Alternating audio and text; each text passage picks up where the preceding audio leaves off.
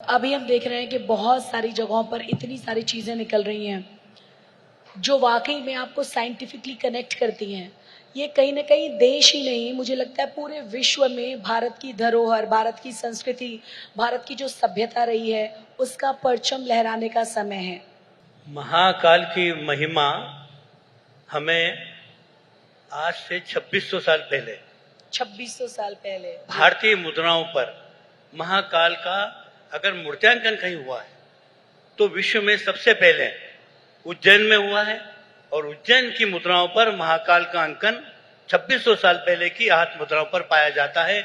इसके पहले कहीं भी विश्व में महाकाल का या भगवान शिव का मूर्त्यांकन नहीं हुआ है जी। ये महाकाल की एक विशेषता है। साथ ही महाकाल के हाथ में त्रिशूल होना चाहिए, किंतु इस क्षेत्र से प्राप्त जो मुद्राएं हैं उन पर त्रिशूल के स्थान पर दंड है, काल दंड है। ये काल दंड इस बात का परिचायक है कि काल गणना का प्रमुख केंद्र महाकाल के पास में इस समय त्रिशूल की बजाय सबसे बड़ा शस्त्र काल गणना का दंड है। साथ ही यहाँ की संस्कृति एक विशेष प्रकार की संस्कृति रही है। हमारे अगर हम उज्जैन की मुद्राओं का अध्ययन करते हैं तो विश्व में कहीं भी इस प्रकार की मुद्राएं आपको प्राप्त नहीं होगी। शिव और पार्वती क्षिप्रा नदी के किनारे विचरण करते हैं। क्षिप्रा नदी करघनी की तरह बहती हुई दिखाई गई है। तो प्राचीन समय में जब टीवी नहीं था, अखबार नहीं थे, तब सारे संचार का जो तार है वो सिक्कों के हाथ में बंधा हुआ था और सिक्कों के माध्यम से सारे देश में संदेश भेजे जाते थे। आज भी छोटा परिवार सुखी परिवार, अन्न बचाओ, उस समय जो हमारी धार्मिक मान्यता है, सबसे बड़ी महाकाल की नगरी की एक विशेषता है कि उज्जैन के महाकाल की कृपा से हमें जो महाकाल की मुद्राएं मिलती है, हमने त्रिवेणी संग्रहालय में भी मुद्राएं रखी है। तो वाटर कंजर्वेशन, पानी और जल संरक्षण, ये महाकाल जो है, महाकाल का जल से बहुत बड़ा संबंध रहा है। स्वयं गंगा को धारित करते हैं, तो पानी बचाने के लिए महाकाल वाली मुद्राओं पर महाकाल खड़े हैं।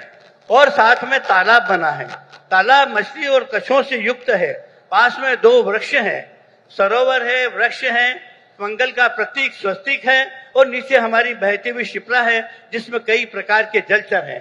तो ये महाकाल की ही कृपा है कि जलचरों से युक्त अगर क्षिप्रा को प्रवाहमान बनाना है तो आपको सरोवर और तालाबों को बचाना है और वृक्षारोपण के माध्यम से आपको उनका संरक्षण करना है।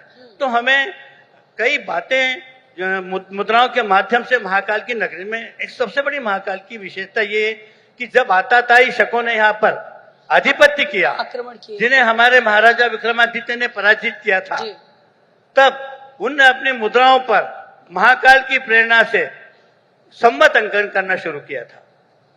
और यहाँ आने के बाद महाकाल से प्रभावित होकर अपने नाम के सामने रुद्र दामन, रुद्र सिंह, रुद्रसेन, मतलब अपने नाम के सामने भगवान शिव का नाम रखा, तभी वो आताताई यहाँ टिक सके, वरना ये महाकाल की नगरी यहाँ और कोई टिकना बहुत मुश्किल था। तो ये एक, हम एक आध्यात्मिक की बात तो रहते हैं, किंतु एक चमत्कार है और इसके हमारे पास में साक्षात प्रमाण है। महाकाल के जो क्षेत्र का जो पूरा क्षेत्र हमारे 84 महादेव है, हमें 84 महादेव से संबंधित भी मुद्राएं मिलती है। हमें कृषि से संबंधित मुद्राएं मिलती है। 2 बैल कृषि को हल के द्वारा कर रहे हैं, जुताई कर रहे हैं। हाँ, जुताई कर रहे हैं। हमें महाकाल की हर मुद्राओं पर नंदी मिलते हैं जी।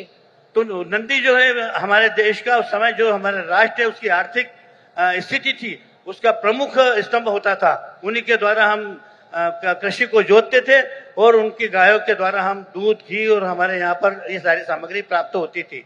तो महाकाल की नगरी में महाकाल के द्वारा, महाकाल की कृपा से जो भी यहाँ जो भी शासक आया, जो भी राजा आया, उसने महाकाल को सर्वोपरि स्थान दिया।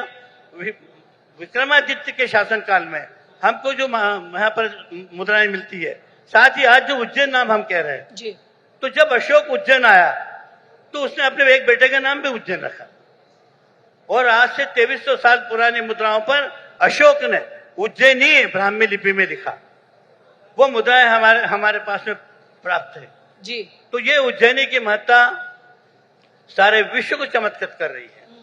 साथ ही जब हम इन मुद्राओं को ठीक से जब देखने लगते हैं और इनका हम अध्ययन करने लगते हैं तो हमें अपनी प्राचीन संस्कृति का आप देखिए, सारे कई मुद्राओं पर हमको वेदिका बनी हुई हवन कुंड बना हुआ मिलता है, सर हमें तुलसी का पौधा बना हुआ मिलता है। जाते जाते एक एक पॉइंट में आप सबसे जानना चाहूंगी, आपसे शुरू कर लेते हैं। आप जो नई जनरेशन आ रही है ना, उसको क्या सलाह देंगे? महाकाल की सेवा, भगवान की सेवा, प्रकृति की सेवा, मतलब एक तरफ हम जल चढ़ाते हैं, दूसरी तरफ हम जल बर्बाद करते हैं। हमें शायद पता ही नहीं है कि प्रकृति की सेवा करना भी अपने आप में भगवान की सेवा करना ही है। क्या आप कहना चाहेंगे? तो नई जनरेशन को भगवान महाकाल की सेवा करना चाहिए। और महाकाल को अगर हम महाकाल एक ऐसे सार्वभौम हैं, सारे विश्व में व्याप्त हैं और हमें हमारे प्रकृति के संरक्षण के लिए जी वृक्षारोपण जो हमें संदेश दिए गए हैं, हमें वृक्ष को मित्र बनाना चाहिए। वृक्षों का हमें समय निर्धारित करके उन्हें किसी तरह से पानी देना, कब उनको संरक्षण करना। अब फिर महाकाल वृक्ष हमारे जितने भी देवी देवता हैं उनके सबके संबोधि वृक्ष रहे। बिल्कुल। तो वृक्ष हमें मुद्राओं के माध्यम से जितनी मुद्राएं मिलती है सब पे वृक्ष मिलते हैं अलग अलग प्रकार के। और तो और जैन धर्म में जितने तीर्थंकर हैं सबके एक संबोधि वृक्ष है, उनके यक्ष और यक्षिक के वृक्ष है। और सब महाकाल की कृपा से यहाँ पर एक समानता समता का ऐसा वातावरण है कि वो सारे मुद्राओं पर ये मिलता है, वृक्ष मतलब ये मिलते बड़ा हैं। संदेश है।